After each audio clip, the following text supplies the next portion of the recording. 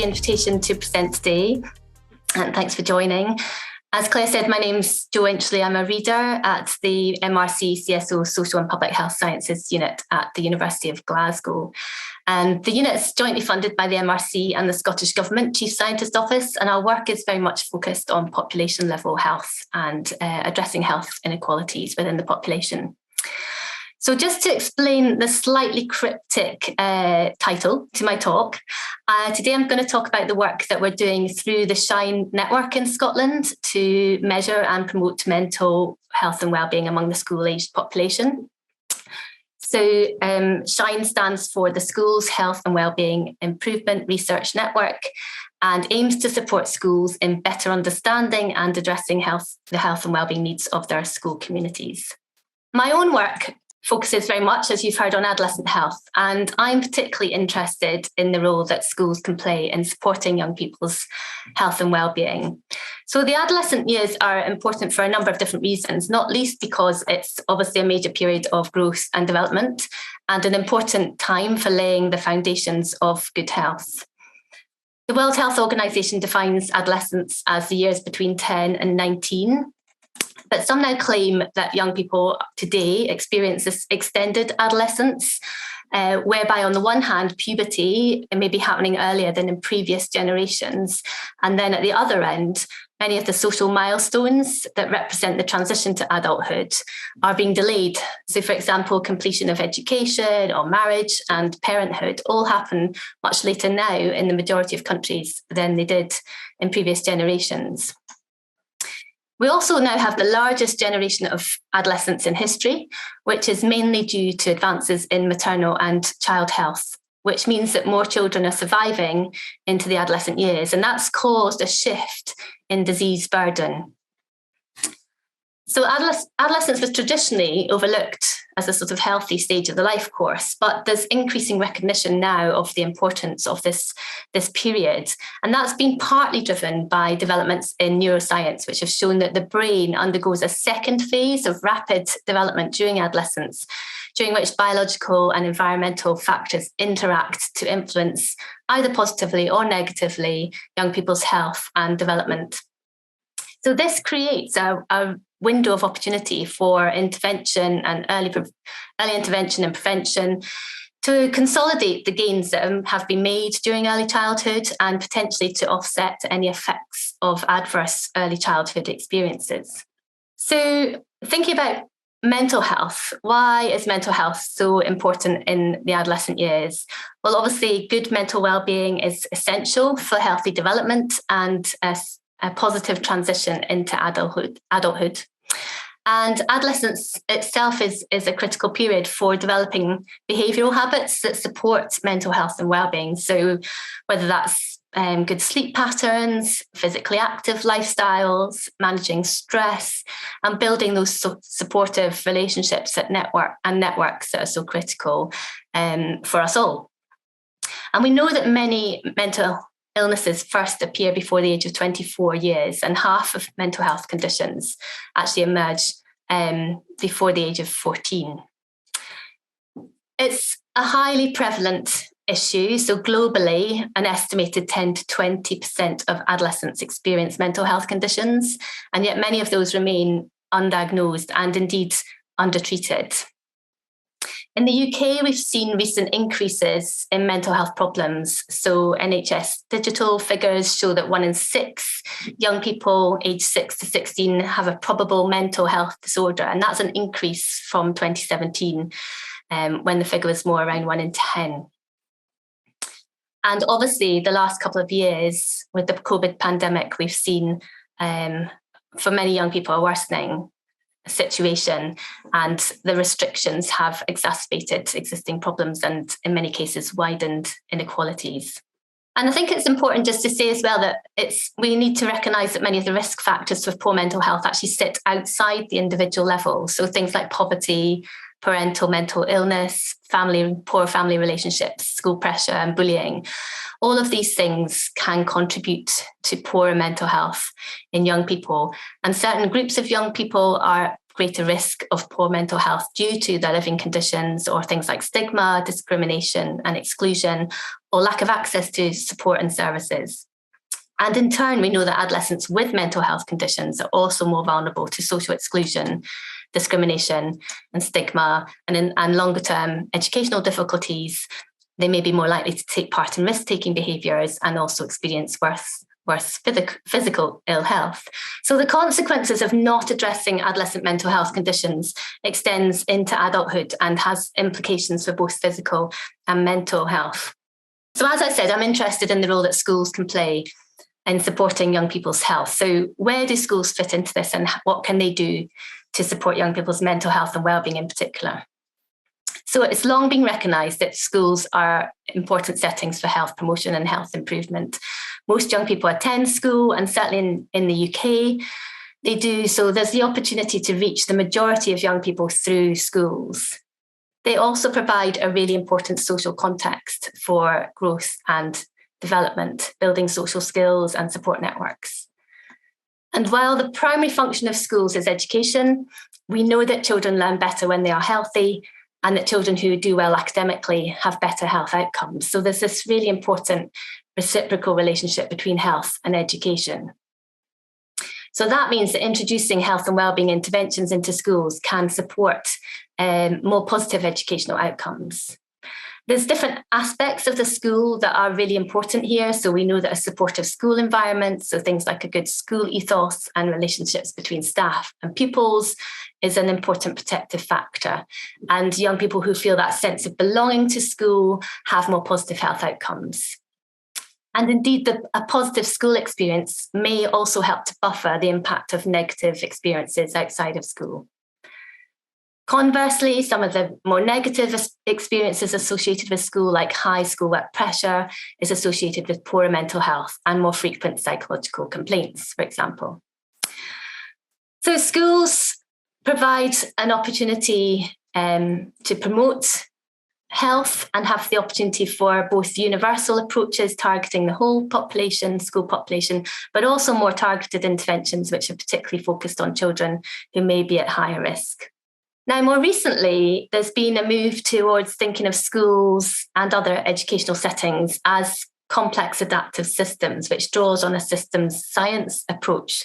So systems science is an interdisciplinary field that recognises that some of the health challenges we see today are complex, and it seeks to address these challenges by considering the context in which these challenges occur. So in the case of adolescent health, schools are one such system. And key features include the fact that they have multiple components which all interact to influence health and wellbeing outcomes, both for the school community collectively, but also for any individual staff or students within the system. It recognises that the relationships between different parts of the system are reciprocal and dynamic. They change over time and in response to external environments or systems. And any change to one part of the system will have intended, but also unintended consequences for other parts of the system. So the way in which any individual school will react to change will then be context dependent. So there's a degree of unpredictability, which is, of course, relevant when we're trying to introduce new programs or policies or interventions. So when we think about schools as complex systems, we're talking about thinking of the school as a whole rather than thinking about the individual parts of the school. We're looking at the interconnectedness between different components within that school rather than dealing with different parts independently. And we also recognise that there's rarely kind of linear relationships between different aspects of the school. It's much more about circular feedback mechanisms and one thing influencing another. So to move on to SHINE now. So the SHINE network is based on a whole school systems approach, and it uses health and wellbeing data as an intervention, which has the potential to transform the system through changing different elements within the school. So Murphy and colleagues from Cardiff University have written a paper on this, and they talk about interventions representing an attempt to change the existing dynamic within a school in order to activate the health enhancing potential of schools and limit the different parts of the system which may be more harmful to health. So SHINE was initially formed as a pilot back in 2018 with funding from an MRC Pathfinder Award to bring together schools with health researchers to create this national infrastructure for health improvement research and data-driven innovation. It followed a very similar model to the school health research in Wales, which was established a few years before. So essentially, SHINE is about building a healthier future for our young people. And we do this through building research capacity in schools to support a whole school approach to health and wellbeing, through providing high quality health and wellbeing data to support schools, local authorities, their communities and partners with evidence-based health improvement planning. We aim to enhance data literacy in schools among teachers and other staff through sharing knowledge and expertise, through training, capacity building and self-evaluation activities. And we also aim to help shape the national education improvement agenda through delivery of health improvement research to inform policy and practice. And of course, we are involved in leading and contributing to wider academic research to better understand young people's health and wellbeing. So SHINE is a national network spanning all 32 Scottish local authorities, from the Scottish Borders in the south up to Orkney and Shetland in the north and the Western Isles of the northwest of the mainland. It includes 564 schools, which represents over a fifth of the Scottish schools and over 230,000 children and young people. Membership is free to individual schools and there are no membership obligations, so schools can be involved as much or as little as they like. And while we initially based the model on a kind of partnership between the research team and schools, there's been increasing interest from local authorities. So we're now increasingly working with local authorities at a regional level and also regional improvement collaboratives to support their health improvement planning. So school research traditionally has collected data and then taken the data away, written it up in the form of academic papers or project reports, and the schools never see it. So the starting point for SHINE was really to investigate the impact of returning school-level data to schools, to explore how this could be used to inform their strategic health and wellbeing planning and implementation. So initially, back in 2018, schools who participated in the Health Behaviour in School-Aged Children survey were offered a report based on the HBSE data. And as interest grew, we also offered a regional level report for non-HBSE schools. So we then undertook some small scale qualitative case study work with some of the schools. And while teachers said they found the data really useful, the overwhelming message from them at that stage was that they wanted to be able to measure young people's mental health in more depth. So in 2020, we launched the SHINE Mental Health Survey in response to demand from schools due to rising levels of mental health concerns among pupils. And this survey was made available to all schools within the network, and our membership doubled in a matter of months. So each school can use the SHINE survey when they want, though we recommend no more than once a year, and with all age groups from age 10 to 18. And each school receives a school level report, so you can see a copy of the report in the middle of the slide there. And that provides schools with a bit of research context for the different health topics included. It helps support understanding and interpreting the data. It provides accessible bar charts and tables by age and gender. And we also include challenge questions to support the use of the data in the classroom with pupils. And that's a really important aspect, is feeding back the findings to pupils and enabling them to discuss the findings and think about what they mean. We also include some signposting to other organisations that can provide support for children and young people themselves. So I want to talk a little bit more about the survey itself and share some initial findings. Mental health is multidimensional, so the survey was designed to capture the different components of mental health, which may be particularly relevant for children and young people, using established validated measures. So we look at subjective well-being, which represents a person's appraisal of their life and happiness with different aspects of their life, using a global measure of health and the Good Childhood Index. We also include measures that tap into more problematic aspects of mental health, so things like low mood, emotional problems, behavioural difficulties, which are not in any way diagnostic, but they give an indication of the prevalence of mental health problems within a school. And thirdly, we ask about aspects of positive mental health, which are attributes that contribute to better overall well-being, such as optimism, persistence, gratitude. And these are areas that can become a focus for intervention. We include a few other topics which are relevant to young people's mental health, so school experience, sleep, loneliness, and there's an optional package for secondary schools as well. So it's very much about focusing on developing and promoting good mental health within the school and using data to inform that process. So the data I'll share today are from the first year of the survey in 2020 and 2021, which of course coincided with the COVID-19 pandemic. So this meant there was heightened interest from schools in really understanding what the mental health needs of their pupils were. And the surveys continued into the current academic year. So in the first year, we collected data from nearly 20,000 pupils from 246 schools across 19 local authorities. And this year, we've collected data from an additional 20,000 participants from 132 schools. So that's data from around 40,000 pupils, which gives us a really good insight into the mental health and well-being of school-aged children across Scotland, both during the COVID pandemic and also in the time since restrictions have started to lift.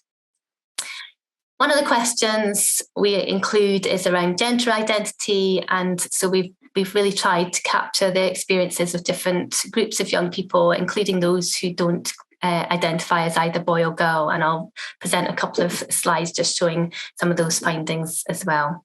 So first of all, looking at the Good Childhood Index, which is a 10-item measure of happiness across different aspects of a child's life. And this is amongst primary-age children, so 10 and 11-year-olds, because we start at age 10. And you can see this is a proportion reporting low happiness with different aspects. And you can see the one that stands out really is around appearance, how people feel about how they look. And that's particularly true for girls, but also for boys. Other aspects where there's relatively low levels of happiness were around school and concerns about the future and their health, and also the choices that they have in life. Now, if we look at the secondary school, what you see is a similar pattern, but much stronger levels of, or much lower levels of happiness, if you like. And again, particularly the appearance one stands out for girls, with over 40% of girls reporting low happiness with how they look, and over 15% of boys. Again, other areas of concern around school life, around future, worries about the future and what they're going to do in their future, and also worries about their health. But if we take the appearance one specifically, that is the aspect that young people seem to be least happy with across all age and gender breakdowns. So this just shows the percentage of pupils reporting low happiness with their appearance from primary 6, which is the second last year of primary school, aged around 10 in Scotland, right through to S6, which is the last year of secondary school, around age 17, 18. And the dark bars are boys and the light bars are blue, are girls. And you can see a fairly sort of stable pattern for boys right through from age 10 to 17, but you can see the steep increase for girls into the secondary years, and particularly for girls around age 14, 15 in S3 and S4, we see these particularly high levels of dissatisfaction with appearance. So real issues around body image, which may, of course, be linked to things like social media use. We also include a measure called Strengths and Difficulties Questionnaire, which some of you might be familiar with, and that really taps into things like emotional difficulties and behavioural difficulties, conduct disorders and so on, and creates an overall score. And it has a kind of normal score range, the expected score, that if you fall within that, then that's considered to be kind of normal range within the population as a whole. So this graph just shows the percentage with overall falling into that expected normal range score in 2020 and 2021 from SHINE, which is the blue bars. And we've compared that with data from 2018 from a nationally representative survey in Scotland called SALSUS, the Scottish Adolescent Lifestyle and Substance Use Survey. So you can see how data from 2020 compares with data 2 years earlier. They're not directly comparable samples, but what you can see is that for boys, both in S2 and S4, so that's age 13 and 15, very similar levels across the two samples, across the 2 years. But what we see with girls is that in 2020-21, there were a lot less girls reporting within this expected normal range on the SDQ. So that's an indication that there was a rise in emotional difficulties amongst 13 and 15-year-old girls relative to the sample 2 years earlier, pre-COVID. And that may reflect the secular trends that we're seeing more across other surveys as well, or it may be a COVID-related effect. We also have a measure of, we use the WHO 5 Wellbeing Index, which gives an indication of pupils who may be at risk of depression. Again, it's non-diagnostic. But here you can see much higher levels of poor mental wellbeing amongst girls compared to boys. And again, this peak around age 14, 15. We've got in red, you'll see red asterisks. So that is data from HBSE Scotland in 2018. So that allows us to compare with a previous sort of nationally representative sample. And you can see, again, much higher levels, particularly for girls. And now just a couple of slides looking at gender identity. So here we've got the pale bars are boys, the mid-blue bars are girls, and the dark blue bars are for pupils who don't identify as either a boy or girl. Either they didn't say, or they specifically said they don't identify as either. So this is, again, reporting risk of depression. And you can see here that there's a much higher risk of depression amongst pupils who reported that they don't identify as either boy or girl or didn't want to say. And that's true across all age groups from primary right through to secondary as well. And similarly, on the SDQ score, much lower proportion of children reporting who didn't provide their gender fall into this kind of normal expected range on the SDQ, which suggests they have higher levels of emotional and behavioural difficulties. So that was just a sort of snapshot of some of the findings. Those were initial findings. We're doing some more work on those going forward. But that work kind of, the data that we feed back to schools is part of a broader data infrastructure within SHINE. So school level data is really important in promoting mental health and wellbeing within schools, but we also have data at regional level to support regional level initiatives and planning.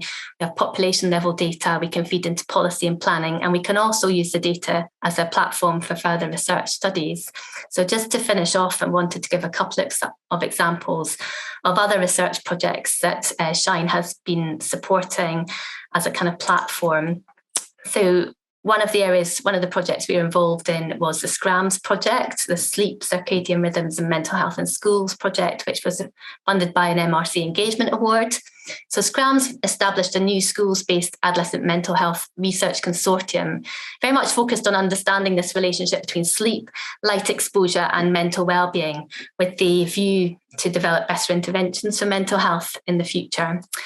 And through SCRAMS, we undertook a feasibility study looking at collecting objective sleep data through accelerometers in school-aged children and looking at the relationships between sleep and mental health and cognitive outcomes.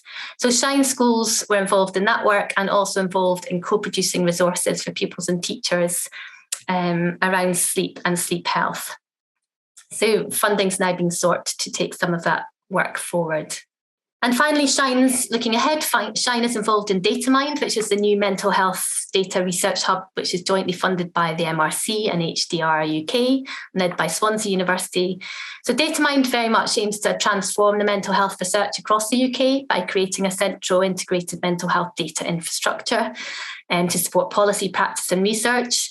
And SHINE is working with the SHERN network, the Schools Health Network in Wales, around discoverable schools, to develop a joined-up schools-based research infrastructure, really to support the collection and use of mental health data with children and young people. And that will include building an interactive data platform for use in schools and developing new structures for engagement and co-production activities with young people and with teachers. So, to summarise, so SHINE aims to promote an evidence-based whole school approach to mental health and wellbeing through data-driven innovation and health improvement research. The SHINE reports are used to leverage change within the school system and enable collaborative prioritisation and action planning. Shine data also are being increasingly used at local authority level to support regional monitoring and resource allocation. And Shine also provides this platform for adolescent mental health research through collaboration, harmonisation and data sharing. So future plans include expanding the regional level implementation across Scotland, promoting pupil engagement through the data dashboard and youth panel, developing training for teachers to enhance data literacy in schools, and continuing to build capacity at local and national level to improve mental health and wellbeing outcomes for young people through school level systems change. So just to finish by acknowledging my colleagues, other members of the Shine team, particularly like to acknowledge Dawn Houghton and Judith Mabelis, who have contributed to some of the work I've presented today on the slides. And please do get in touch with me if you're interested in finding out more. And thank you for your attention.